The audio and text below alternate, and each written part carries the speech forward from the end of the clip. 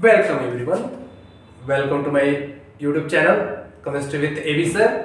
तब बच्चा पार्टी, क्या हाल चाल है आप लोग का। तो आज हम फिर से आपके सामने हैं एक 11th क्लास का मोस्ट इंपॉर्टेंट टॉपिक लेकर, जो आपके लिए बहुत अच्छा, फोकस करोगे तो आप बहुत अच्छा होगा। हर जगह इसका यूज आता है, हर जगह बॉन्ड का क्लीवेज आपको देखना ही है। तो आज हमारा टॉपिक है, दो टॉपिक आज लेकर चलेंगे हम लोग। एक तो फिजन का, बॉन्ड फिजन का, कि बॉन्ड फिजन कितने टाइप्स के होते हैं, और दूसरा रिएक्शन इंटरमीडिएट का। मोस्ट इंपॉर्टेंट, हर जगह नाम यूज में आएगा, आप हर जगह इसको देखते रहोगे, ठीक है। तो आज हमारे पास दो टॉपिक है, बहुत मजे से पढ़ेंगे, एकदम समझ में आएगा, इसके बाद से कभी पूरे लाइफ नहीं भूलो। बट फिर से वही चीज, एक ही प्रॉमिस आप लोग से चाहिए कि ध्यान से देखोगे और पूरा वीडियो देखो, थोड़ा भी कट मत करना। थोड़ा सा भी कट करोगे तो बहुत ज्यादा तकलीफ हो जाएगी, चीजें बाद में नहीं समझ में आएगी, ठीक है बाब। तो आज हम लोग मन से पढ़ेंगे, जितना देर एक क्लास चलेगा इसको अच्छे से देखो, हर एक टॉपिक को अच्छे से पढ़ो, ठीक है बाबू। तो चलो, पहला है क्लीवेज, बॉन्ड क्लीवेज जो है, बॉन्ड फिजन जो है वो है होमोलिप्टिक फिजन। होमोलिप्टिक फिजन, ठीक है बाबू, जिसे हिंदी में समविदलन कहते हैं। हिंदी वाले भी, यूपी बोर्ड वाले भी इसको समझ सकते हैं अच्छे से, कोई प्रॉब्लम नहीं होगी। हर एक चीज आपको अच्छे से इंग्लिश हिंदी दोनों में समझाया जाएगा, ठीक है बाबू। तो देखो, in homoleptic fission the cleavage of covalent bond between two atoms take place in such a way that each bonded atom retain one electron of the shared pair। अपने मन से सोचो कि एक माँ बाप के दो लड़के हैं, ठीक है, तो दोनों के पास मान लो पावर सेम है।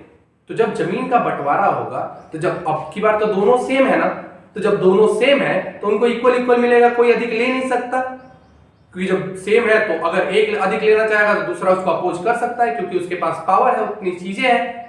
तो वही चीज होता है यहां पर कि अपने मन से सोचो कि ए और बी दो एटम्स हैं और दोनों के बीच में बॉन्डिंग है और दोनों के पास कैपेसिटी सेम है। तो जब इस बॉन्ड का क्लीवेज होगा बाबू, तो कोई दोनों इलेक्ट्रॉन तो ले नहीं पाएगा। तो होता क्या है कि उस केस में फिजन होता है, जिसे हम लोग होमोलिप्टिक फिजन कहते हैं, जिसमें बॉन्ड, सभी जानते हैं कि एक बॉन्ड दो इलेक्ट्रॉन से मिलकर बनता है। तो जब एक बॉन्ड दो इलेक्ट्रॉन से मिलकर बनता है बाबू, तो दोनों इलेक्ट्रॉन दोनों एटम पर अपने अपने जगह पर चले जाएंगे। मतलब कि ए एक इलेक्ट्रॉन दिया था और बी एक इलेक्ट्रॉन दिया था, तो जब इस बॉन्ड का फिजन होगा, मतलब होमोलिप्टिक फिजन होगा, तब एक इलेक्ट्रॉन बी पर चला जाएगा, एक इलेक्ट्रॉन ए पर चला जाएगा। और बाबू इसी को हम लोग कहते हैं फ्री रेडिकल। सभी लोग ध्यान से सुनना, इसी चीज को कहते हैं फ्री रेडिकल। यही फ्री रेडिकल है जो आपको हर जगह देखने को आता है, ठीक है। इसका एक एग्जांपल आपको दिखा देते हैं। इसके दो तीन केसेस हैं, इसको भी अच्छे से समझते रहना। तो इसका एक एग्जांपल है, देखो, ये मान लो एल्कीन है, मतलब एथीन है। अब इसका होमोलिप्टिक फिजन कराना है तो अपने मन से सोचो ना कि ये दोनों तो सेम है ना बाबू। तो जब दोनों सेम है तो इन दोनों के पास, किसी के पास तो ज्यादा कैपेसिटी होगी नहीं कि दोनों इलेक्ट्रॉन ले सके। तो दोनों के बीच में क्या होता है बाबू, आधा आधा का बंटवारा होगा। आधा आधा का बंटवारा होगा, एक इलेक्ट्रॉन इसका ये ले लेगा अपना इलेक्ट्रॉन, और एक इलेक्ट्रॉन ये अपना ले लेगा, और कुछ इस तरह से आपके पास इंटरफेस तैयार होगा, और इसे कहते हैं फ्री रेडिकल, ठीक है।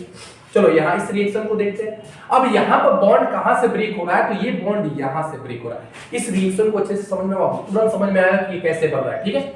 अब इसका एक इलेक्ट्रॉन ये ले लिया, ये एक इलेक्ट्रॉन ये ले लिया, तो यहां बना क्या, यहां हमारे पास ऐसे बना। देखो अभी एक को दिखाते हैं, दोनों तो साइड सेम ही है, तो एक को देखकर करते हैं।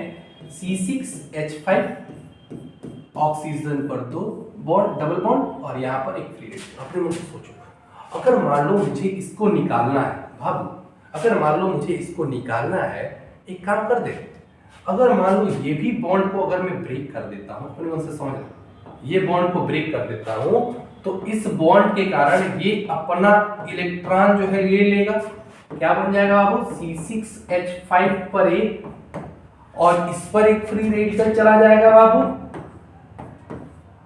इस ऑक्सीजन पर पहले से फ्री रेडिकल था, यहां पर भी एक फ्री रेडिकल चला गया। मैंने तो आपको बताया है कि जब दोनों को फ्री रेडिकल होंगे तो दोनों क्या कर लेते हैं बाबू, बॉन्डिंग बना लेते हैं, और क्या बन जाता है, CO2। क्या बन जाता है वो, CO2।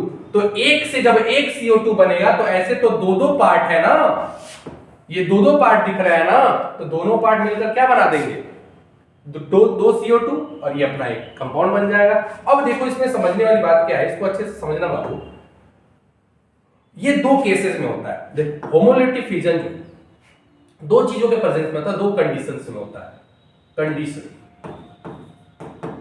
Condition for homolytic fusion, homolytic fusion. तो ये दो चीजों में होता है, पहला या तो हीट के प्रेजेंस में, दूसरा या तो लाइट के प्रेजेंस में। ठीक है, कभी कभी ये ऐसे भी होते हैं, देखो कभी कभी इनके बीच में भी होमोलिटिक फ्यूजन हो जाता है।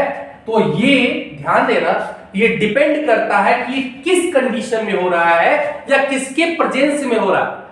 अगर मान लो इनके साथ नॉन पोलर सॉल्वेंट हो तो उस केस में तो ये पोलर बन नहीं सकते, तो उस केस में इनके बीच में हो जाता है होमोलिटिक फ्यूजन और ये कुछ ऐसे बनकर इंटरफेस तैयार होते हैं। बहुत ध्यान देना मेरी बात, कैसे तैयार होते हैं वो, कुछ इस तरह से तैयार होते हैं।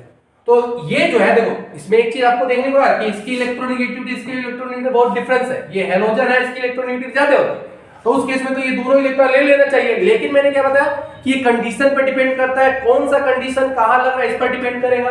तो अगर मैं यहां पर नॉन पोलर सॉल्वेंट दूं या कंडीशन ऐसा बना दूं जिसकी वजह से आयंस में नहीं टूट सकता, तो ये होमोलिटिक फ्यूजन करके अपना कंपाउंड बना देते हैं। समझ में आ रहा है? कंफर्म है बाबू? 100% श्योर। नेक्स्ट चलते हैं। नेक्स्ट है बाबू आपका हेटेरोलिटिक फ्यूजन, इसको कहते हैं हिंदी में विषम विदलन।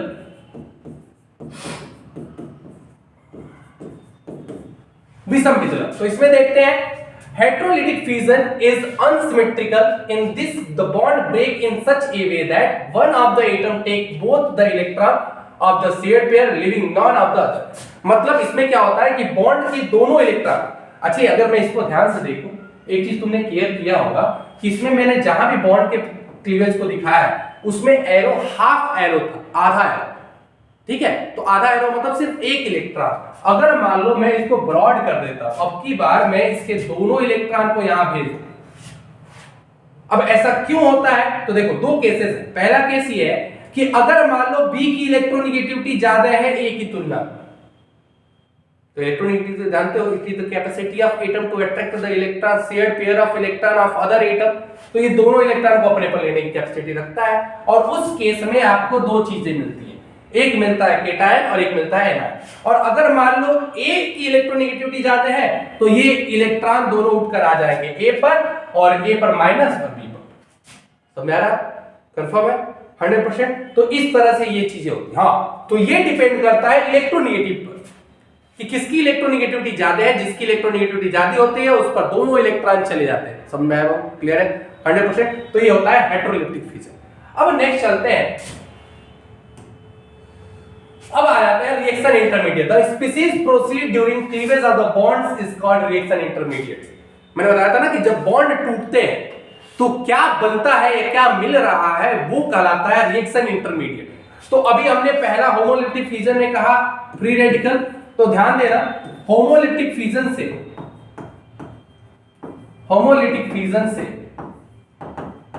हमें फ्री रेडिकल्स मिलते हैं। ठीक है, कार्बोकेटायन कब मिलता है बाबू? तो जब कोई कार्बन या कोई भी अपना इलेक्ट्रॉन डोनेट करता है। जैसे मान लो एक एग्जांपल देता हूं आपके सामने बाबू, चलो एक टॉपिक ही ले लेते हैं कार्बोकेटायन का, ध्यान सुना लो कार्बोकेटायन का। ठीक है, अब उस केसेस में क्या होगा ध्यान से सुनना। अगर मैं एक ले लेता हूं कंपाउंड,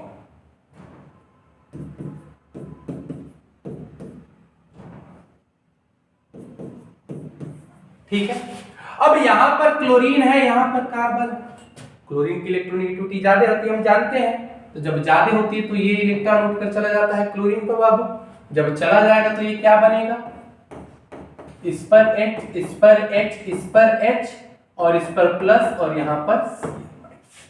अब जो ये कार्बन पर प्लस है इसी को हम लोग कह देते हैं कार्बोकेटायन। इसी को क्या कह देते हैं? वो कार्बोकेटायन। अब समझने वाली बात क्या है, ध्यान से कान खोल के सुनो।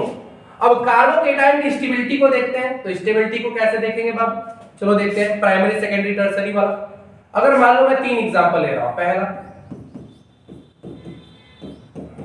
एक ये रहा, दूसरा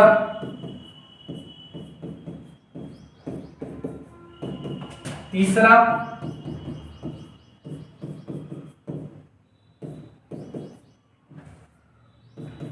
और चौथा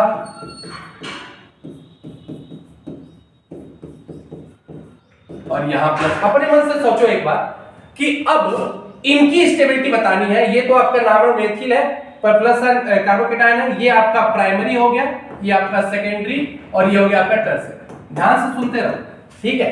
अब प्राइमरी, अब देखो होता क्या है कि इस कार्बन पर प्लस साइड है तो प्लस का मतलब है कि इलेक्ट्रॉन डेंसिटी कम है, इसको तो इलेक्ट्रॉन चाहिए, बट यहां पर कोई भी ऐसा नहीं है जो इसको इलेक्ट्रॉन देने की कैपेसिटी रखता है, ठीक है। तो ये तो अपना जो है वो है, बट यहां देखो यहां पर एक एल्किल ग्रुप सर मुझे दिख रहा है, और जहां एल्किल ग्रुप दिखता है तुरंत मेरे दिमाग में आ जाता है कि अरे सर ये तो प्लस आई इफेक्ट शो करेगा। अब प्लस आई इफेक्ट क्या होता है बाबू की इलेक्ट्रॉन डोनेट करने की कैपेसिटी रखने वाला, तो यहां इलेक्ट्रॉन की कमी थी, प्लस साइन था, और ये उसको इलेक्ट्रॉन दे रहा है, तो इस तरह से इसकी थोड़ी स्टेबिलिटी बढ़ेगी कि नहीं। एक मिनट सॉरी, ठीक है। तो एक तरफ से प्लस आई इफेक्ट हुआ, इस केस में इसको दो तरफ से प्लस आई इफेक्ट दिख रहा है, तो ये और इलेक्ट्रॉन पाएगा और ज्यादा स्टेबल होगा, और इस केस में इसको तीन तरफ से प्लस आई इफेक्ट शो कर रहा है, तो इसका पेट खाली था, इसको तीन घर से खाना मिलने लगा, तो ये ज्यादा स्टेबल हो गया ना।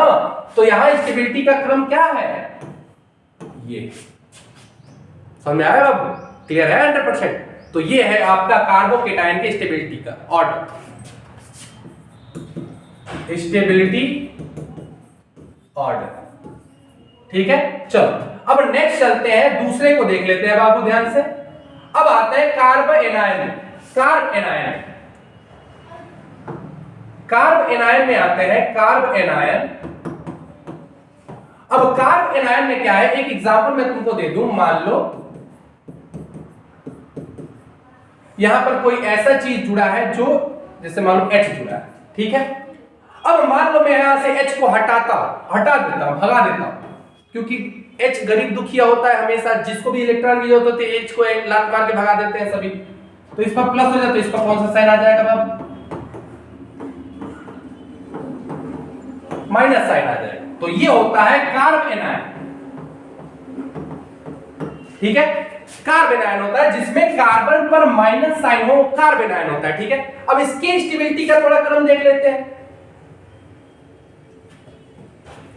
चलो देखते हैं। तो माइनस, यहां H, इस पर माइनस,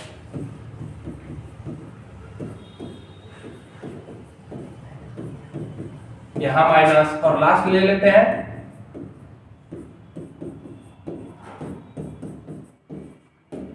तो यहां स्टेबिलिटी अगर इसका ऑर्डर देख ले तो ये आपका क्या है बाबू, टर्सरी अभी मैंने बताया, ये सेकेंडरी और ये प्राइमरी। अब इनके स्टेबिलिटी का क्रम देखें तो अपने मन से सोचो कि इसमें यहां इलेक्ट्रॉन डेंसिटी पहले से ज्यादा, चलो पीछे से ही स्टार्ट करते हैं, यहां इलेक्ट्रॉन डेंसिटी पहले से ज्यादा, मतलब पेट पहले से ही भरा है, और ऊपर से इसको जबरदस्ती ये खाना खिलाया जा रहा है, प्लस आई इफेक्ट मतलब जबरदस्ती इलेक्ट्रॉन दिया जा रहा है ना, मतलब खाना खिलाया जा रहा है, तो जब जबरदस्ती खिलाया जाएगा तो अनस्टेबिलिटी बढ़ेगी कि नहीं बढ़ेगी, तो ये अनस्टेबल हुआ। यहां पर भी वही चीज, पेट पहले से भरा है, दो घर से खाना खिलाया जा रहा है, ये भी अनस्टेबल होगा लेकिन इससे थोड़ा कम होगा। यहां पर पेट भरा हुआ तब भी एक घर से खाना खिलाया जा रहा है, यहां पर कहीं से खाना है, मतलब सबसे ज्यादा अनस्टेबल कौन सा दिख रहा है, ये सबसे ज्यादा अनस्टेबल कौन दिख रहा है, तो सबसे ज्यादा स्टेबल कौन हो जाएगा, ये, फिर ये, और तो इस तरह से ऑर्डर चेंज हो जाएगा। तो मुझे उम्मीद है कि आपको रिएक्शन इंटरमीडिएट और बॉन्ड फ्यूजन बहुत अच्छी तरह से समझ में आया होगा। इस पूरे वीडियो को अच्छे से देख लो, आज के बाद से कभी कंफ्यूजन नहीं हुआ इस टॉपिक पर, ठीक है। तो वीडियो अच्छा लगा हो तो शेयर कीजिए, सब्सक्राइब कीजिए चैनल को, और लाइक कीजिए, ज्यादा से ज्यादा लोगों में फैलाइए, जिससे कि सभी लोग उसको पढ़ सके और अच्छे से समझ सके। Thank you.